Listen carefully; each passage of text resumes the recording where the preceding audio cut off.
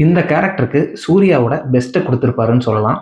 உடம்பு ஃபுல்லா டேட்டூ குத்திட்டு, கண்ணு கீழ ஃபுல்லா கருவளையம்லாம் வர வச்சுட்டு, அவரோட பெர்ஃபார்மன்ஸ் ரொம்ப சூப்பரா இருக்கும். ஆனா இந்த கேரக்டருக்காகவே பொறந்த மாதிரி இருக்கும் அமீர் கானோட பெர்ஃபார்மன்ஸ். எத்தனை வருஷமா மெத்தட் ஆக்டிங் பண்ணிட்டு இருக்காரு. இந்த மாதிரி ஒரு கேரக்டர் இருந்தா சும்மா விடுவாரா? புகுந்து விளையாடி இருப்பாரு.